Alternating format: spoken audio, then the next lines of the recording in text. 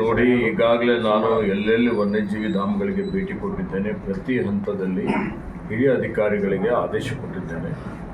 ಯಾರ್ಯಾರು ಈ ರೀತಿಯಲ್ಲಿ ಕೆಳ ಹಂತದಲ್ಲಿ ಸೇವೆ ಮಾಡ್ತಕ್ಕಂಥ ಸಿಬ್ಬಂದಿಯವರಿದ್ದಾರೆ, ಸಮಯಕ್ಕೆ ನಿಗದಿಪಡಿಸಿದಂಥ ಸಮಯಕ್ಕೆ ಅವರಿಗೆ ಸಂಬಳ ಕೊಡದೇ ಇದ್ದರೆ ಅವರೇ ಜವಾಬ್ದಾರ ಆಗ್ತಾರೆ, ಅವ್ರ ಮೇಲೆ ಶಿಸ್ತು ಕ್ರಮ ಆಗ್ತದೆ ಅಂತೇಳಿ ಹೇಳಿ ಸುಮಾರು 1 ವರ್ಷ ಕೆಳಗಡೆ ನಾನು ನನ್ನ ಸುತ್ತೋಲೆಯನ್ನು, ನನ್ನ ಟಿಪ್ಪಣಿಯನ್ನು ಕೊಟ್ಟಿದ್ದೇನೆ. ಪದೇ ಪದೇ ಎಲ್ಲೆಲ್ಲಿ ಯಾವ್ಯಾವ ವನ್ಯಜೀವಿ ಧಾಮಗಳಿಗೆ ನಾನು ಭೇಟಿ ಕೊಟ್ಟಿದ್ದೇನೆ ಅಲ್ಲಿ ಅವರಿಗೆ ನಾನು ಪದೇ ಪದೇ ಅವ್ರಿಗೆ ಕೇಳಿದ್ದೇನೆ, ಅವರ ಮಾಹಿತಿಯನ್ನು ಪಡೆದಿದ್ದೇನೆ. ನನ್ನ ಆದೇಶದ ನಂತರವೂ ಈ ರೀತಿಯಲ್ಲಿ ನಿರ್ಲಕ್ಷ್ಯ ತೋರಿದಂಥದ್ದು ಇದು ಸಹಿಸಿಕೊಳ್ಳಲಿಕ್ಕೆ ಆಗೋದಿಲ್ಲ.